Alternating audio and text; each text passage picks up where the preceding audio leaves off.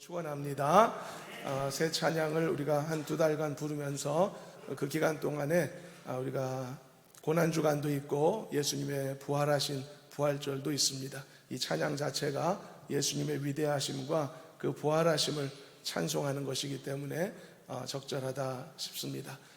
예수님의 그 은혜, 사랑, 그 희생을 우리가 고난주간 또 이제 오게 될 부활절을 맞이하며 더 깊이 묵상하는 그런 시간이 되었으면 좋겠습니다.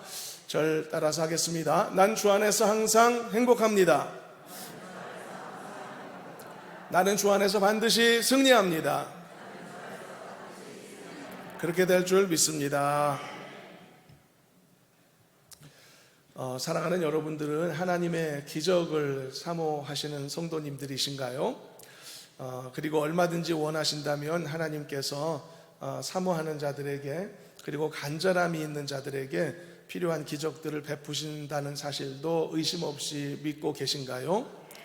여러분, 이런 믿음을 가져야 합니다. 그래야 그가 비로소 기적을 구할 수 있는 사람이 될 수 있거든요. 기적을 위해서는요, 간절함도 필요하고 절박함도 필요하지만 필요에 따라서 내가 구하는 이 놀라운 기적을 하나님이 주실 수 있다라고 하는 사실까지 고백하는 그 고백이 또한 굉장히 필요한 것입니다. 의심하면 안 된다는 의미인 것입니다.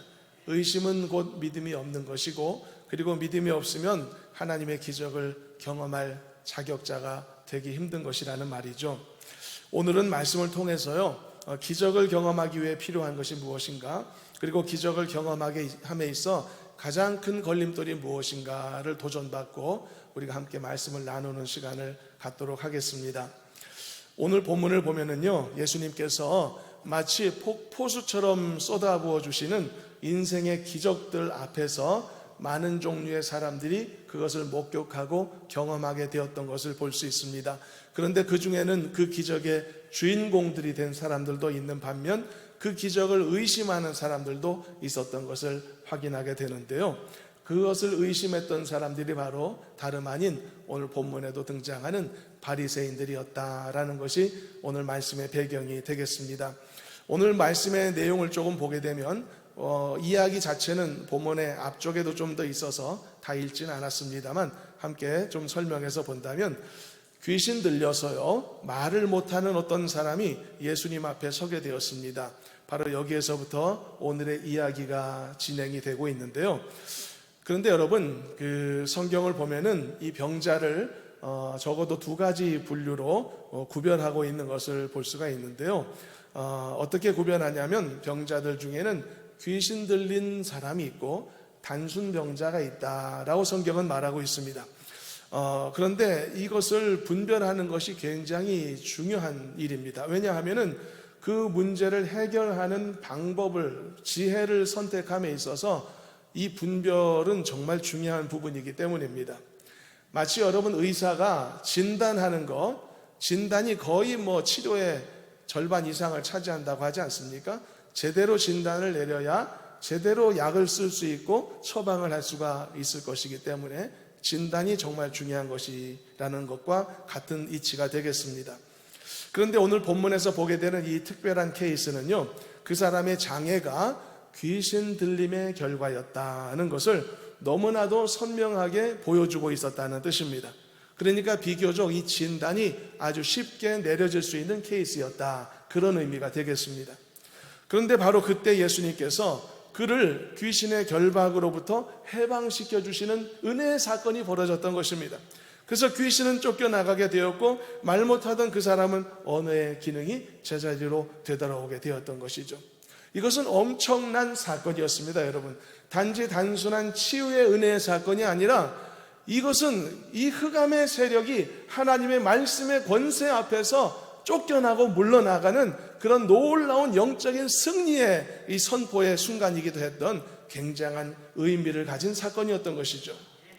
그리고 또한 이것이 특별한 것은 이 놀라운 장면을 말이죠, 은밀한 곳에서 시행된 것이 아니라 수많은 사람들이 지켜볼 수 있었다는 사실입니다. 그러니까 목격자들이 많이 발생한 사건이었다, 그런 의미가 되겠죠. 그 많은 목격자들은요, 그 광경을 보면서 어떻게 했습니까? 크게 놀랐다라고 말하고 있습니다. 그리고 말하기를 본문 속에도 있는데 우리가 이스라엘 가운데 살아오면서 이런 일을 한 번도 본 적이 없었다라고 그렇게 사람들이 말하게 되었던 것이죠. 그런데 정말 한 번도 본 적이 없을까? 여러분, 사실 이 병자를 고쳤던 예수님의 이 능력은요, 이 사건 바로 앞에도 있었거든요. 우리가 지금 마태복음 9장에 속해 있는 말씀을 우리가 읽고 있습니다만 이 9장 말씀 앞쪽에 보더라도 여러 사건이 있었습니다. 병 고침을 받은 중풍병자의 케이스도 있었고요. 또 회당장의 딸을 살리신 기적 같은 케이스도 있고, 또 12해 혈루증 앓던 여인의 병을 고쳐주신 예수님의 이 손길도 있었단 말이죠. 그런데 유독 오늘 본문에 나오는 이 케이스가 그것을 목격한 많은 사람들을 굉장하게 놀라게 만들었고 충격에 빠뜨렸었다는 것이죠. 이유가 뭘까? 그 이유는 바로 이 케이스가 아주 독특하게 예수님이 한 사람의 육체와 정신을 사로잡고 있었던 악한 귀신을 제압한 사건이었던 것이기 때문이죠. 그리고 그로 말미암아 발생되었던 더러운 질병에서 고침받도록 은혜를 베푸셨던 사건이었기 때문입니다. 그래서 여러분, 이 사건 앞에서 볼 수 있었던 중풍병자의 경우, 회당장 딸의 경우, 혈루증 여인의 경우는 순수한 치유의 은혜의 역사였었던 것이죠. 그러나 본문은 다릅니다. 귀신의 역사와 관계된 치유의 은혜였던 것입니다. 그래서 그것을 목격했던 많은 사람들이 굉장히 놀라워했었던 것이죠. 그래서 여러분, 이것을 보면서 한 가지를 알 수가 있습니다. 그것은 그 치유의 현장에 있었던 많은 사람들이 그 사람을 사로잡고 있었던 귀신의 실체, 그로 인해 그가 육체의 질병을 지니고 있었다는 사실을 꽤나 분명하게 구별하여 느낄 수 있을 만큼 그 귀신 들린 자의 상태가 여느 평범한 병자와는 확연하게 구별되고 있었다는 점입니다. 그렇기 때문에 그 현장에 있었던 사람이 이렇게 놀랄 수가 있었던 것이고요. 심지어 그 현장에 바리새인들이 상당히 많이 있었다고 했죠. 그런데 그들조차도 바리새인들이 어떤 사람이냐면 평소에 예수님이 하시는 일을 늘 반대했던 사람이고 결코 동조하지 않았던 자들이었거든요. 그런데도 불구하고 그 사건을 목격했을 때 그것이 귀신을 쫓아낸 사건이라는 사실을 자연스럽게 시인하는 모습을 볼 수가 있기 때문이죠.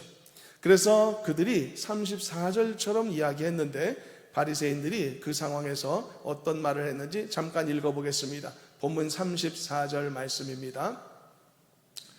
자, 본문 34절 함께 한번 읽어봅니다. 바리새인들은 이르되 그가 귀신의 왕을 의지하여 귀신을 쫓아낸다 하더라. 비록 여러분 이 말씀을 보니 부정적인 바리새인들의 시각은 전혀 바뀌지 않았죠. 그렇지만 사실관계만큼은 인정할 수밖에 없는 상황이었음을 우리가 볼 수가 있는 것이죠. 바로 여러분, 이 시점에서 그 놀라운 기적의 현장에서 그 기적의 주인공이 되지를 못하고 그 기적을 의심하는 자가 되었던 어리석고도 게다가 교만한 자들의 모습을 발견하게 되는 것입니다. 그들이 바리새인들이었던 것이죠. 왜 그들은 그 뚜렷한 기적의 현장에서 의심하는 자가 되었을까? 왜 거역하는 자가 되었을까? 모든 약함을 고치시는 이 놀라운 기적들이 내려지는 그 은혜의 현장에서 왜 그들만이 이 은혜에 제외된 자들이 되었을까? 무엇보다도 바리새인들은 그런 종류의 기적을 첫째 살면서 본 적도 없었기 때문이겠고, 둘째 본 적도 없으니 경험도 못했기 때문이겠고, 본 적도 경험해 본 적도 없으니 그런 기적을 이해할 수도 없었을 것이기 때문입니다. 그리고 오늘 우리가 주목하고자 하는 또 하나의 이유가 있습니다.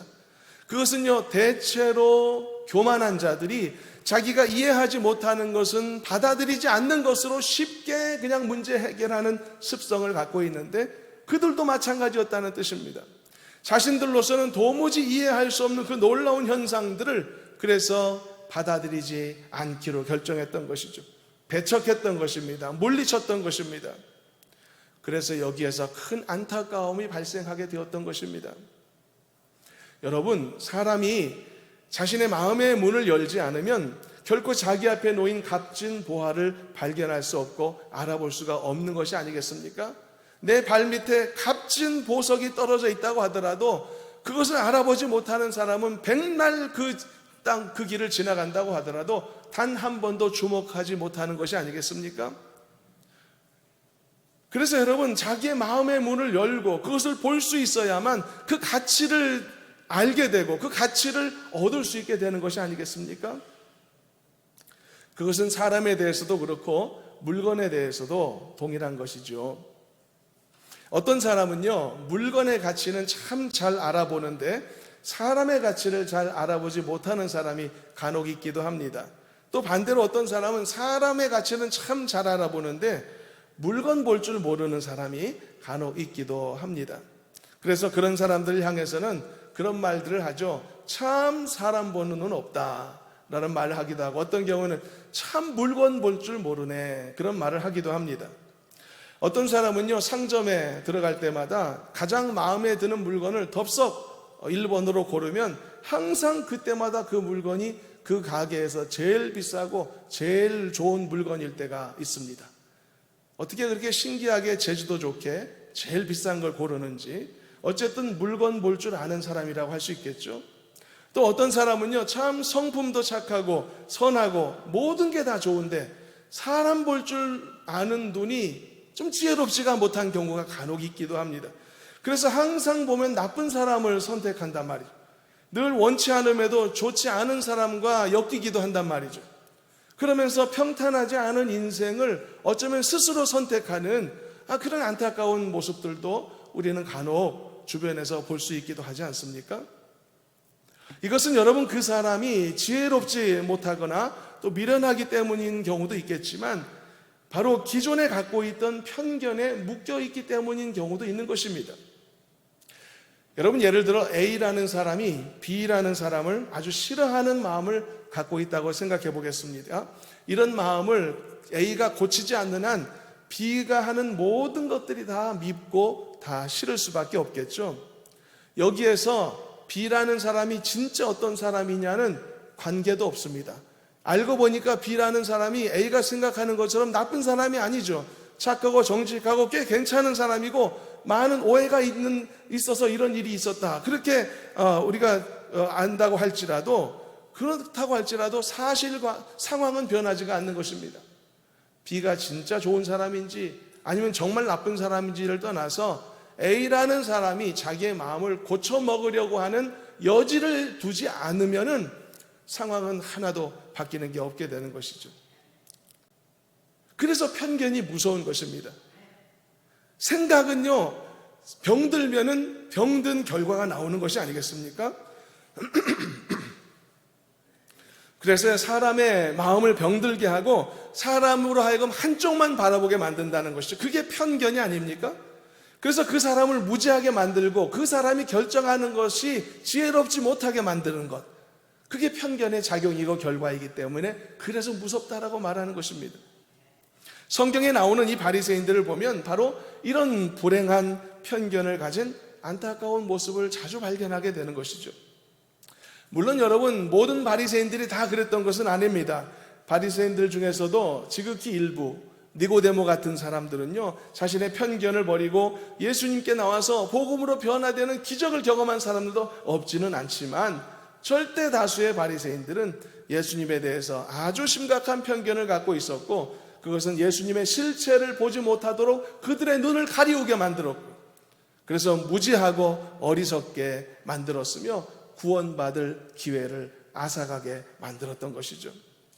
그래서 이런 무지함이나 또는 편견으로 인해 갖게 되는 어리석음이나 편협함이나 따라서 그로 인해 발생되는 미련한 선택들이 있는데, 그것이 한 사람의 인생의 퀄리티를 급격히 추락시키는 것입니다.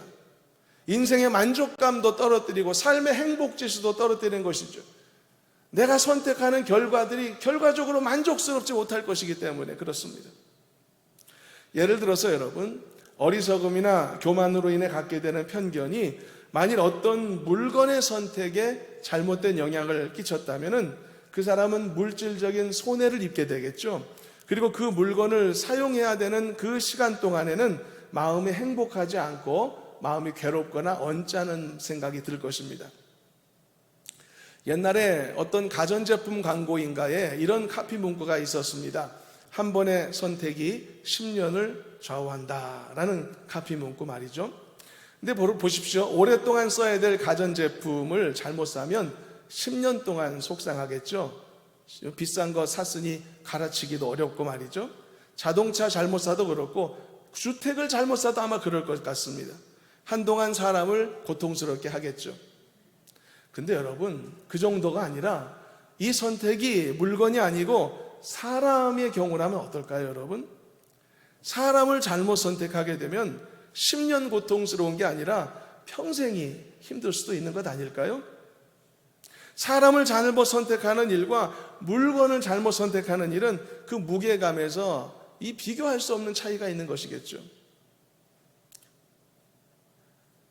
그러나 여러분, 이런 정도가 아니라 만일 한 사람의 어리석음이나 교만으로 인해 갖게 되는 그의 편견 때문에 이루어지는 잘못된 선택이 이번에는 물건도 아니고 이번에는 사람 정도가 아니라 영원한 생명에 관한 것이라면 그 결과는, 그 불행함은 얼만큼이며 어디까지 미치는 것이겠습니까? 상상도 할 수 없는 것이죠. 물건 한번 잘못 고르면 몇 년간 고생하겠죠. 사람 한번 잘못 고르면 수십 평생 좀 괴롭겠죠. 그러나 생명으로 가는 길을 잘못 선택하게 되면 그는 영원한 불행과 실패를 맞게 된다는 것입니다. 그래서 어리석음이나 교만함으로 인한 이 편견의 문제는 절대 우리가 가볍게 다룰 수 없는 문제라는 것을 좀 알 필요가 있는 것입니다. 우리가 생활 속에서 작은 것 선택할 때, 또는 우리가 여러 가지 생각을 갖고 또 여러 가지 루트를 통해서 나에게 지식이 들어오게 되고 또 생각들이 들어오게 되는데 우리가 다 건강할 수는 없죠. 그러나 그 문제는 우리가 너무 쉽게 생각할 때가 많다는 것입니다. 내 생각이 항상 옳고 내 생각이 항상 올바르다, 좋은 결과를 가져온다라고 하는 의심하지 않는 생각에 사로잡힐 때 그 편견이 분명히 우리 모두에게 있는데 그 편견을 고칠 기회를 잃어버린다는 것이죠. 그래서 이 부분을 우리가 신중하고 조심스럽게 다루어야 할 필요가 있는 것입니다. 여러분, 이 세상에 얼마나 많은 편견들이 있습니까? 특히 하나님 아버지를 알지 못하고 그리고 교회를, 피로 값주고 사신 교회를 잘못 오해하고 그리고 믿음 안에서 살아가는 신실한 성도들을 폄하하는 그런 잘못된 오해들이, 그런 잘못된 뉴스들이 얼마나 세상에 많이 있습니까? 그 악의적인 편견들이 다 결국은 마귀의 괴계에 의해서 생산되고 있는 것이죠. 이런 크고 작은 편견들이 하나하나가 옳지 않은 적대감을 만들어냅니다. 교회에 대해서 또는 예수님에 대해서, 말씀에 대해서 말이죠. 그리고 잘못된 오해를 생산하기도 하죠. 그래서 결국은 한 사람이 걸어갈 수 있는 믿음의 길을 가로막게 된다는 것입니다. 심지어 변화되기 전에 바울의 그 적대적 모습처럼 복음을 조롱하고 교회를 폄하하고 성도들을 핍박하는 그런 대적자들을 만들어내기도 하는 것을 볼 수 있습니다. 이것이 여러분 오늘날 이 시대에 악한 마귀가 하고 있는 그런 영혼 사냥법이 아니겠습니까? 그래서 온갖 어리석음과 편견들을 동원해서 한 사람이 예수 믿게 되고 하나님 만날 수 있는 모든 길을 차단하는 거죠. 모든 길을 막아내는 거죠. 그를 구원에 이르게 하는 모든 접촉점들을 다 끊어내는 것입니다. 이것이 편견을 무기로 삼고 있는 영혼 사냥법인 것이죠. 지금 러시아와 우크라이나가 전쟁을 벌이고 있죠. 근데 그 전쟁을 바라보고 있는 외부의 시각과 내부의 시각이 굉장히 많이 다르다라고 합니다. 많은 전문가들은 외부에서 말하기를 러시아와 푸틴이 이 전쟁을 오래 끌어가지 못할 것이다 라고 판단을 하고 있다고 합니다. 그리고 이번에 이 정치적으로 엄청난 타격을 입을 것이다 라고 그렇게 전망들을 주로 많이 하는데, 근데 이런 진단도 우리가 쉽게 믿을 수는 없겠지만은 흥미로운 사실이 있습니다. 그것은 정작 러시아 내부에서는 러시아 외부에서 생각하는 것처럼 그렇게까지 위기의식을 느끼지 않고 있다고 합니다. 대다수의 러시아 국민들은 이 전쟁이 정당한 전쟁이다라고 믿고 있다고 하고요. 이것은 불가피한 전쟁이었다라고 생각하고 있다고 합니다. 그리고 무엇보다도 이 전쟁은 반드시 승리할 것이라고 다 믿어 의심치 않고 있다고 합니다. 대다수의 국민들이. 여러분, 요즘 말로 국뽕이라고 하는 것이 있지 않습니까? 이것이 이런 애국심이 우리나라도 있고 러시아에도 있겠죠. 그렇지만 그러나 많은 국민들이 이렇게 정세를 거의 전체적으로 오판하고 있는 이런 현상은 무엇 때문일까? 정치권과 언론들이 국민들에게 반복적으로 주입하고 있는 이 프로파간다의 영향 때문이 아니겠습니까? 여러분, 옛날 나치도 그랬고요, 멸망한 일본 제국도 그랬습니다. 나라가 망하기 직전까지 우리는 승리할 거다라고 국민들을 선동하지 않았었습니까? 여러분, 편견이라는 것이 왜 무섭냐 하면 그것은 결국 기울어진 생각을 만들어내고 그 기울어진 잘못된 생각은 어리석은 길로 사람들을 인도하기 때문이죠. 그래서 이게 무섭다라고 말하는 것입니다. 잘못된 생각은 잘못된 판단을 낳고 잘못된 판단은 잘못된 결정을 하게 되고 그 잘못된 결정이 물건에 향한 것이라면 한 몇 년 고생하겠고 그것이 사람을 향한 것이라면 평생 고생하고 힘들겠지만 생명의 길에 관한 문제라면 영원히 돌이킬 수가 없다는 것입니다. 그래서 편견이 무섭다. 오늘 말씀의 내용이 제목이 뭡니까? 편견을 제거하라. 이런 말씀의 주제인 것입니다. 우리 가운데 있을 수 있는 모든 종류의 편견, 은혜의 길을 가로막고 있는 편견, 하나님께서 내려주신 능력의 삶으로 나아가는 그 길을 가로막고 있는 편견이 있다면 내려놓아야 된다라고 말씀의 도전을 함께 나누고 있는 것입니다. 그래서 여러분, 모든 면에서 우리는 편견의 가능성을 최대한 배제할 수 있어야 합니다. 그러기 위해서는 항상 더 겸손하고 항상 더 들을 수 있어야 하고 겸허하고 신중한 태도를 가져야만 하는 것입니다. 하나님의 말씀 앞에서 더더욱 그렇습니다. 사랑하는 성도 여러분, 하나님께서 이미 여러분들의 무지함과 미련함을 깨뜨려 주셨고 여러분들을 사로잡고 있는 모든 더러운 편견들을 제거하심으로써 그래서 이렇게 창조주이신 하나님을 알며 고백할 수 있게 되었고 이렇게 참된 신앙 고백과 함께 이 예배 자리에 예배자로 하나님 앞에 서 있게 되었다는 이 놀라운 사실에 감사하고 영광 돌리는 여러분 되시기를 주님의 이름으로 축원합니다. 또 나를 죄에서 대속하시기 위해서 이 땅에 오신 이 십자가를 지신 예수 그리스도를 내가 영접하게 되었음에 감사하시기를 바랍니다. 여전히 나는 편견이 많은 사람이지만 적어도 내가 하나님을 알게 되고 구원자 예수 그리스도를 만날 수 있기까지의 방해되는 모든 편견의 이 장애물을 하나님께서 제거해 주셨던 것이죠. 그 은혜가 있었기에 미련한 내가 주님 알게 되었으며 무지하고 강팍한 내가 복음 앞에 마음을 열 수 있었단 말입니다. 이것만큼은 놀라운 은혜가 아닐까요? 하나님 앞에 감사하시기를 바랍니다. 최후의 심판, 영원한 생명의 완성을 위해서 다시 예수님이 이 땅에 오실 줄로 믿습니다. 이런 다시 오실 주님을 바라보며 소망 중에 오늘의 믿음의 삶을 살고 있다면 그것에도 또한 감사하는 우리가 되어야 할 줄로 믿습니다. 자, 그렇다면 이제 바리새인들의 이야기를 또 보겠습니다. 예수님을 절대 인정하지 않겠다 했던 이 바리새인들, 그 강력한 편견을 가졌던 그들은 이제는 너무나 뚜렷하게 보여지는 이 수많은 목격자까지 있었던 이 엄청난 예수님의 역사, 이 기적의 역사 앞에 그들은 이제 어떻게 했을까요? 어떤 행동을 취했을까요?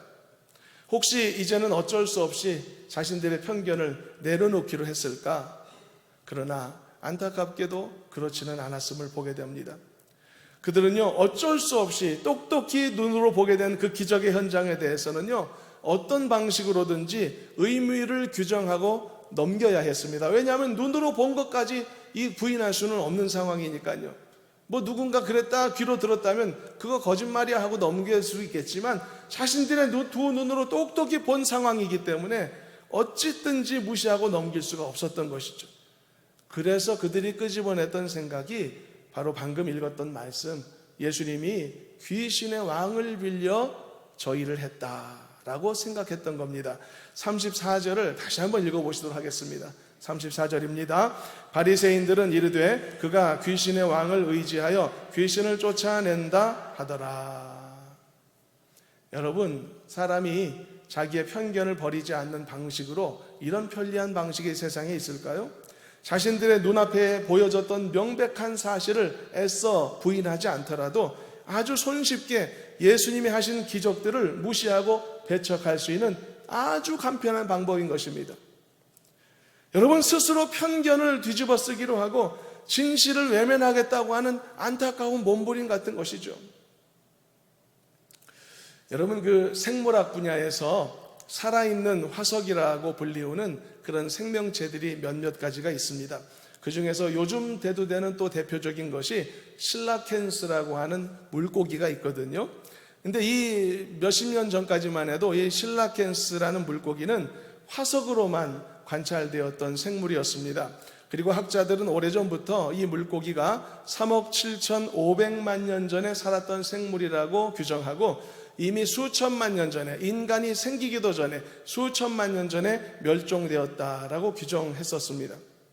그런데 여러분, 수억 년 전에 이 생물로 규정했던 이 실라켄스가 최근에 바다에서 살아있는 채로 잡혔다고 합니다. 뼈다귀만 건진 게 아니라 생생하게 살집이 다 있고 살아있는 채로 잡혔다는 것이죠. 여러분, 많은 학자들이 깜짝 놀랐겠죠? 그래서 학자들이 그럼 어떻게 했을까? 이 학자들이 실라켄스를 이렇게 규정했습니다. 수억 년이 지나면서도 진화의 과정을 버티고 살아남은 물고기다라고 말이죠. 그래서 이른바 살아있는 화석이라는 이름을 붙이게 되었던 것입니다. 여러분, 별로 생각이 없으신가요? 어떤 생각이 드십니까? 여러분, 여기에서 아주 기본적인 기초적인 지성과 그리고 아주 상식적인 판단력을 가진 사람이라면 이 문제를 이런 식으로 가볍게 덮고 넘길 수 있는 문제가 아니라는 사실을 아마 알지 않을까요? 여러분, 수억 년 전에 살다가 수천만 년 전에 멸종했고 지금은 화석으로만 볼 수 있다고 생각했던 어떤 생물이 똑같은 모양으로 쌩쌩하게 살아서 우리 주변에 있고 내 눈으로 보게 되었다는 사실이 확인되었다면 여러분, 어떤 생각부터 점검해야 될까요? 내 안에 있는 생각 중에서 이 생물이 수억 년 되었다는 이 연대 측정이 혹시 잘못되었을 수도 있겠다는 생각을 해본다거나 아니면 오랜 시간 지나면서 생물들은 반드시 진화한다는 이 가설이 오류일 수도 있지 않을까라는 생각을 먼저 해볼 수 있지 않을까요? 여러분, 이것이 어떤 편견도 없이 사심도 없이 주어진 상황과 이 문제를 아주 합리적이고 이성적으로 풀 수 있는 가장 기본적이고 가장 순수한 태도가 아닐까요? 편견을 다 내려놓자고 말이죠. 그런데 왜 학자들은 이 실라켄스를 살아있는 화석이라고 부르게 됐을까? 그들은 절대로 그들이 갖고 있는 두 가지 신념을 포기하지 않기로 결정했기 때문입니다. 첫째는 이 실라켄스 화석은 3억 7,500만 년 전에 형성된 것이라고 하는 이 신념, 이 연대의 신념을 포기하지 않기로 결정했고, 둘째로 생물은 반드시 진화한다라고 하는 이 신념도 내려놓지 않기로 결정했던 것이죠. 이 두 가지의 기존의 생각을 포기하지 않다 보니까 멀쩡하게 살아있는 물고기를 살아있는 화석이라고 하는 신박한 이름을 붙이게 되었던 것이죠. 그래서 여러분, 생각해 보자는 것입니다. 만일 그들이 가진 이런 편견과 이런 신념에 대해서 그들이 조금이라도 여지를 줄 수 있는 그런 빈틈이 혹시 스스로 이렇게 여는 빈틈이 있었다면 말이죠. 그래서 혹시 이 땅의 모든 생명체들이 자연 발생한 것이 아니라 이 생명들을 만드신 조물주가 혹시 존재할지도 모른다라고 하는 그런 가능성에 대해서, 일말의 가능성에 대해서 조금이라도 생각을 열고 마음을 열어서 들여다볼 수 있는 그런 여지를 가질 수만 있었다면 말이죠. 어떤 변화가 그들에게 있었을까? 있을 수 있었을까? 그들은 지금까지의 편견과 그 고집으로 인해서 전혀 생각하지도 못했고 바라보지도 못했던 이 창조주 하나님을 만날 수도 있는 그 좁은 길을 그들은 혹시 그 마음을 조금 열음을 통해서 발견할 수도 있지 않았을까? 라는 생각을 해보는 것이죠. 그래서 거짓된 편견을 벗겨내는 것이 이렇게 중요한 부분이 될 수 있는 것입니다. 또한 그래서 이 편견이 벗겨짐으로써 무지하고 고집스럽고 강팍했던 저와 여러분 같은 사람들이 창조주 하나님을 감히 알 수 있게 되었던, 구원자 예수님을 감히 영접할 수 있게 되었던 것이 그래서 기적 중에 기적이며 은혜 중에 은혜라고 고백할 수 있게 되는 것입니다. 여러분 구원받으셨다면 구원받음에 감사하시기를 축원합니다. 참된 신앙 고백할 수 있는 성도 되셨다면 그 고백할 수 있음에 감사하시기를 바랍니다. 이건 상상도 할 수 없는 은혜인 것입니다. 내가 얼마나 미련한 존재입니까? 내가 내 주변에는 몇몇 사람조차도 올바로 이해하지 못하고 파악하지 못해서 이유 없이 미워할 때도 있고 이유 없이 오해할 때도 있고 얼마나 우리의 생각들이 짧습니까? 그럼에도 불구하고 이런 미련한 나에게 어떻게 영원한 생명의 창조자이신 하나님을 알 수 있게 하셨을까? 내 지혜로 가능할 수 있었을까? 내 경험으로 가능할 수 있었을까? 그게 아닌 것입니다. 모든 편견의 구름을 하나님께서 거두어 주셨던 것이죠. 그래서 주님을 보게 만드셨던 것입니다. 나를 위해 구원하시고 십자가에 주신 예수님을 바라볼 수 있게 만드셨던 것입니다.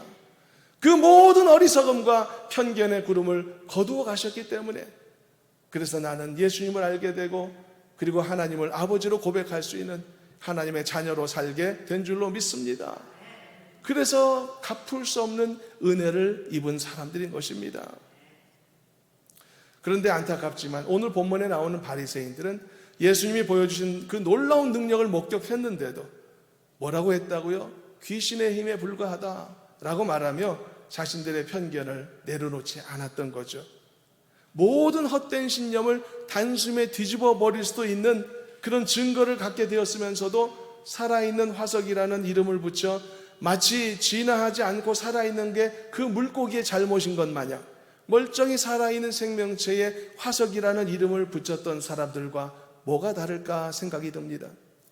그러나 여러분 이런 꼼수, 이런 생각은 그 모두들에게 불행이 된 것이죠. 왜냐하면 예수님을 통해서 베풀어 주시는 그 수많은 인생의 기적의 현장 앞에서 그들만큼은 철저히 소외된 자들이 되고 말았기 때문입니다.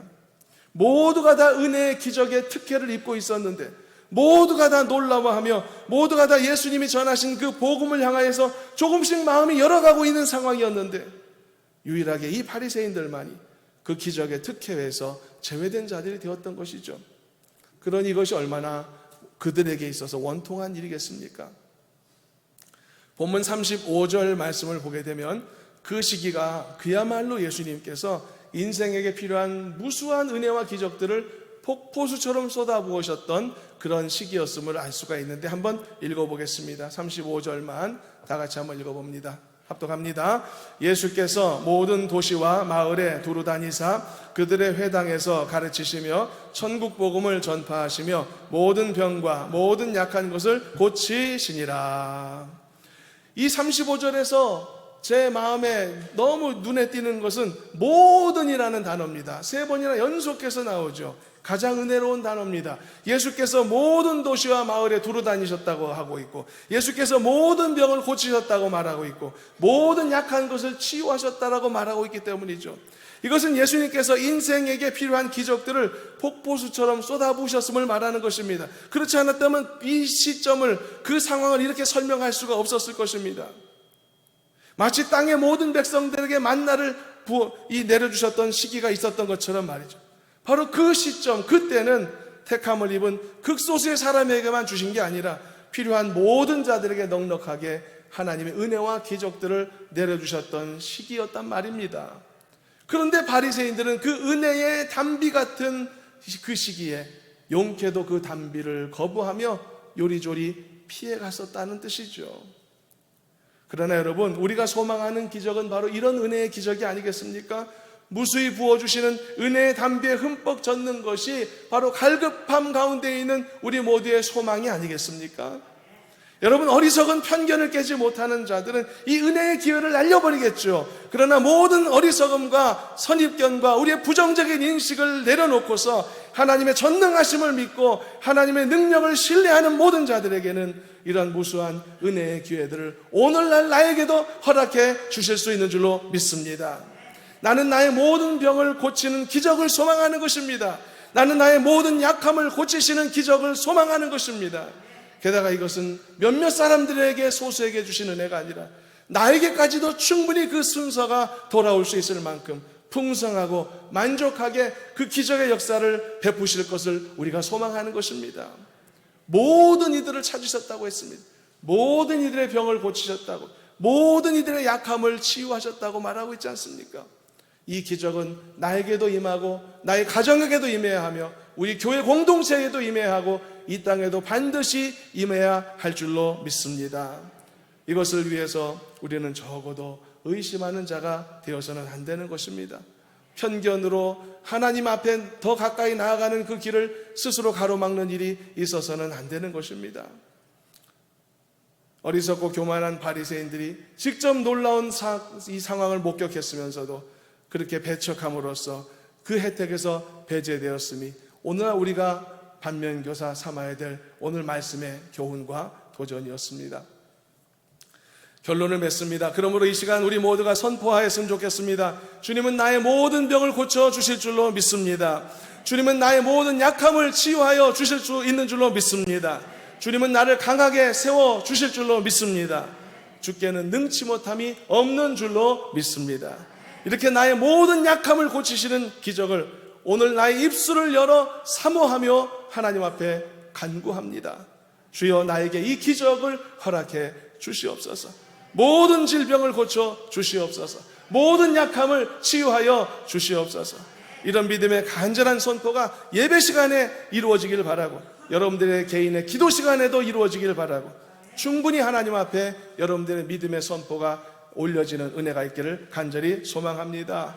그럴 때 너의 믿음대로 되라, 네가 고백한 대로 되라, 네가 선포한 대로 되라고 하는 이 예수님의 음성이 여러분들에게 축복의 결과로 다가오게 되는 큰 은혜가 있기를 주님의 이름으로 축원합니다. 기도하겠습니다. 하나님 아버지, 내 안에 모든 어리석음과 편견이 있다면 제거해 주시기를 원합니다. 더 가까이 나아가고자 하지만 나가지 못하고 더 믿음의 능력, 말씀의 은혜 속에 살아야 하지만 그렇게 하지 못하는 모든 어리석음들을 제거하여 주시옵시고 우리 교회 모든 속한 지체들에게도 이런 놀라운 은혜와 능력으로 덧입혀 주셔서 더 주 안에서 자유케 되고 더 말씀의 놀라운 능력 속에 살아가는 우리 모두 삼아 주시옵소서. 예수님의 이름으로 기도하옵나이다. 아멘.